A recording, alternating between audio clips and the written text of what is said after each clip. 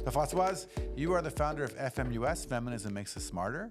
The organization that you founded is dedicated to communicating the idea that things are better where feminism is stronger. Mm-hmm. So social outcomes, education, economic, social justice, all those markers of a good life are better in areas where feminism, where women and girls and those who identify as such are supported. That's right. And this is a threat to people. So I wonder if we can start by talking about how the rise of the extreme right internationally is related to the suppression of women and girls, because that's a bellwether. Can we start there? Yeah. If you look at far-right ideology, it is premised on the notion that men should be in charge of society, biological men should be in charge of society and of the family, and that women, because of their capacity to reproduce, should be wives and mothers, and that the two sexes have, and there's only two sexes in that universe, have very distinctive roles, which it's called complementarism, in that philosophy. And so that women should not aspire to lead, should not aspire to be president of the United States or heads of corporations or even journalists. I mean, they should really be focusing on their biological role. So that, what they call a natural order of things, then gives rise to all kinds of measures that suppress the potential of women and girls, whether it's denying them access to reproductive health care, whether it's making sure that they focus on staying at home to take care of their children because there's no child care available and there's no nurseries available, so that there's no choice but to stay home to take care of your kids because the state doesn't do anything to support you as a woman to take your place in society. There's also a denial of the phenomenon of violence against women. I mean, there's a lot of hostility in the far right to the notion that we have to do something about violence against women and domestic violence. So all that is designed to keep women down and men on top. That's the idea. And feminism, and why feminism is important, questions this. Says, no, this is not. Women are human beings with full rights, and they do produce children, which is a gift and a wonderful thing, but it should not limit their capacity and their opportunities in society. We need the talents and the energy and the imagination and the contributions of all people, including women, and of course non-binary people and other people who don't identify either as men or as women. So let's unpack this a bit internationally, because you've been active internationally and you're very well aware of what's going on around the world. In places like Poland, where we've seen how authoritarian governments target women first. Can we talk about that a little bit? Yes, it's often one of the first lines of attack. In Poland, for a long time now, they've had an election where things have changed and a centrist government has come into power. But for more than a decade, they had a far-right government that systematically attacked the right to abortion, for example, as one of their first lines of attack, to keep women subservient. And that discourse we see in a lot of other places. It's keeping women tied to their reproductive function. And we know, I mean, in Quebec, where I come from, we know what that means. My grandmother had 12 children, 10 of which survived to adulthood. And her whole life, she was unable to work, obviously, and earn any money of her own. She had no economic independence because she was tied to this large group of children. There was no other support in society at that time for women who had many children. So she was completely dependent. And I like to tell the story that when she turned 65, she got for the first time her own money because the government of Canada sent her an old age pension check.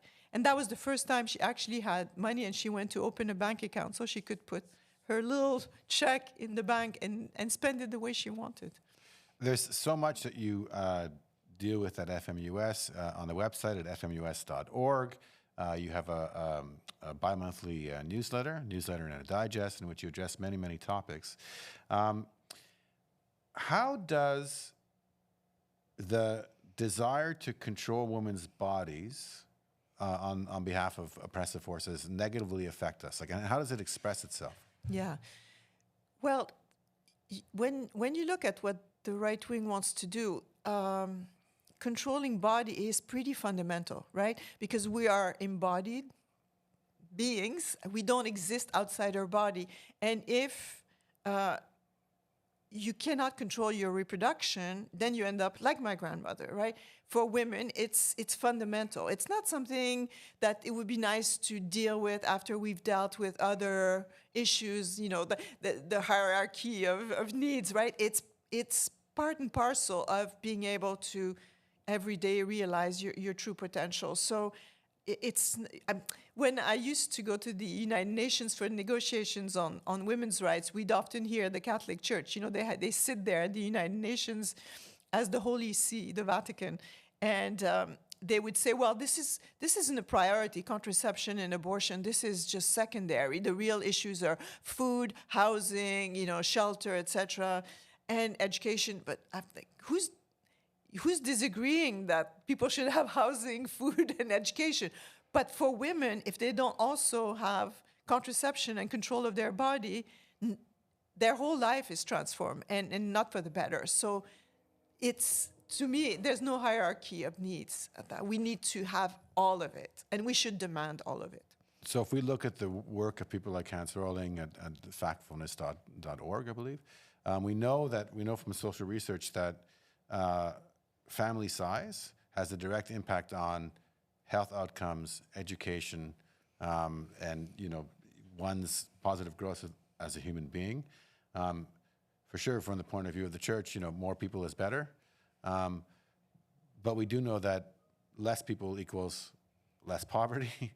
So can we talk about that a little bit? Because I think it's a big issue. That's right. Yeah. It is. And that's why more and more people, but men too, want to have control over their family size, because honestly, who can provide in today's world for large families? But you also realize, like there's a very interesting study in the US, it's called the Turnaway study, which looks at women who've had access to abortion versus women in exactly the similar circumstances who haven't had access, and what their financial situation is 5 years later.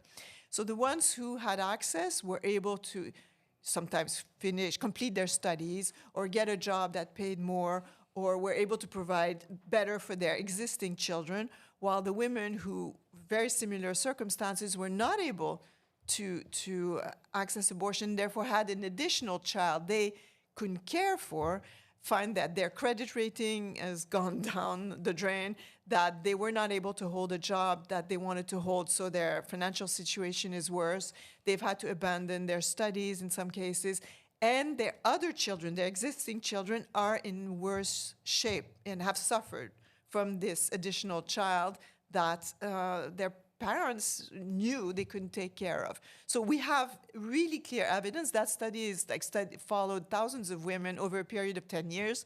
And the findings were so clear that that's why people should be able to control their fertility, because they know better what they can cope with and what they can afford. And for some other authority, whether it's the government or the church, to come and tell them, no, we're going to decide for you how you're going to build your family, it's just wrong. It's wrong, it's intrusive, and ultimately it disfavors, it actually harms everyone else in the family. If you look at Viktor Orban in Hungary, or Vladimir Putin, or now the American right, unfortunately, they're pro-natality. They want women to be at home with children. It's always racist. They always want pro-natality within their national The right groups. children, right? The right children. So how does that figure into the work that you do? And how do we see that around the world? Yeah, no, this is interesting. There's a growing pro-natalist discourse right now coming from a lot of the right-wing figures around the world, whether it's Orban in Hungary, Putin in Russia, Xi in China. You know, China went from the one-child policy where they would really penalize people who had more than one child to now actually discouraging women from getting divorces in China because they want women to stay married, even to men who might be abusive, so that they might have more children. They've completely reversed their policy in China. And this is interesting because each time it's a very autocratic, authoritarian leader who suddenly has decided that, you know, they need more children to wage war or to whatever, meet their economic objectives without any regard for what the people of their country actually want to do on an individual and family level. You often see that discourse of pronatalism. And in the US, certainly the Republican Party and the far right is in that mode of, you know, we need more children. We're not going to save Social Security if we don't have more children.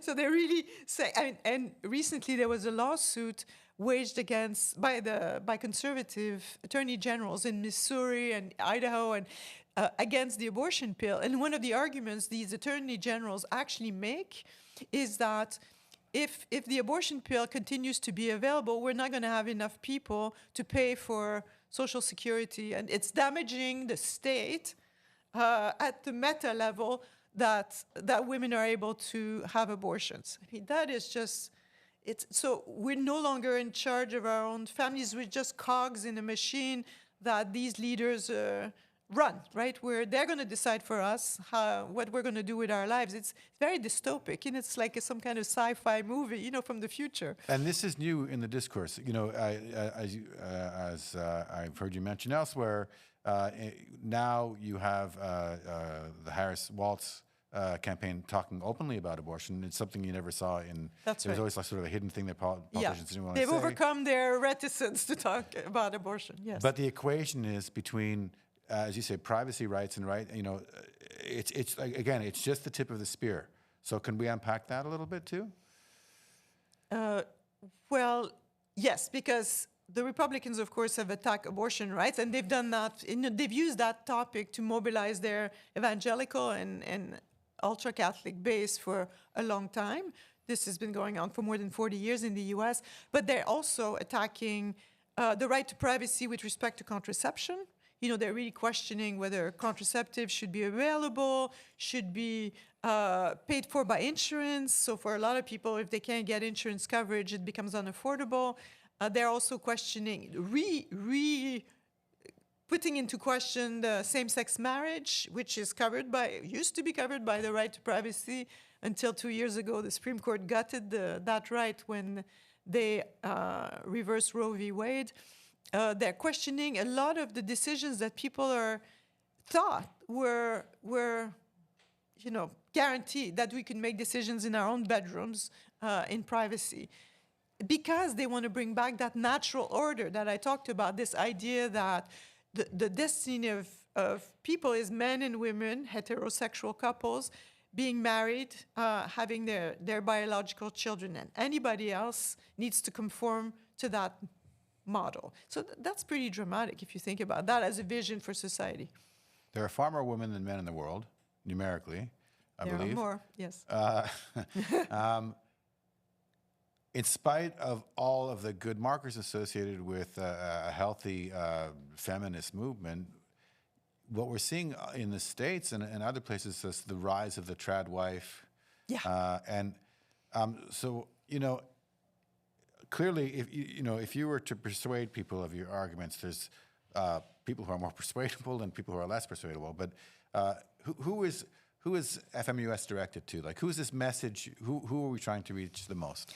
I'm trying to reach people who are interested in the rights of women, but who are not steep into that, right? They're not spending their time reading the literature that I'm reading and following all the debates, whether in the courts or in the legislatures, who are not talking with activists in Brazil or Kenya, right? They just don't have that access. I mean, people I know who are in business or banking or, you know, media, whatever, and don't necessarily have access to those sources of information, or who might get confused. It gets a bit sometimes complicated, and they go, well, what about the argument that abortion is murder? What should I think about that? Help me think it through. I don't think it is, but how do I express that? So because this is my expertise and this is what I've been doing for 30 years, I'm able to point them to what the sources of the debate, the facts, the evidence, lived experiences of people. How does this impact people in their real lives if you believe those things? And really do this in a way that I hope they can trust, but that is also, it's simple. Like, I try to explain things in a clear way. Why is this debate ongoing? For example, last year I went to New Zealand to meet sex workers, right? And there's sex work is legal in New Zealand. They decriminalized it 20 years ago. And I wanted to meet the prostitutes collective of New Zealand to ask them, how is it going? Because, that's one of the debates we have in Canada and the US. Sex work is illegal. Women shouldn't be in sex work. It's abusive. It's exploitative. And I thought, well, the women of New Zealand, the sex workers in New Zealand, obtained decriminalization. Are things better? And then I went to meet them, and yes, they told me things are better. We're not harassed by the police. We're not put in prison. We don't have a criminal record. We can pay our taxes and collect a pension when we retire.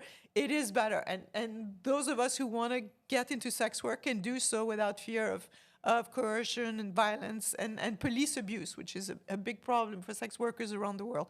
So that's not something most people have information about. They just don't know how to think about it. They just hear, prostitution is bad. How should I think about it? I thought, well, let's go and ask the women themselves, how do they live that experience on a day-to-day basis? And I thought, I'll go to the place that has decriminalized it. Let's find out what they have to say. So that's one example of what I do. This year I went to Brazil to talk about the change in government. They kicked out their far-right president, Jair Bolsonaro, and brought back Lula, the center-left president, and asked them, so how, kicking the dictator out, the would-be dictator out, how does it impact women's rights? How are things better? How are things still difficult? What damage did this man do during his 4-year term that is difficult to reverse? With a view to, for those of us in the US, we know how hard it was after Trump left. We still had to pick up a lot of damage that he did to our institutions. How does this play out in other countries, and what are women's rights looking like in that context? So that's what I do. Vulgarization, as we say in French, I think, popularization, unpacking things for people to understand. Let's get to know Françoise a bit. How did you come to form FMUS? What was your? You mentioned a 30-year journey to there. What happened on that journey? Well, I'm a lawyer by training, and I practiced law in Canada for a few years as a litigator before I moved to the US 30 years ago.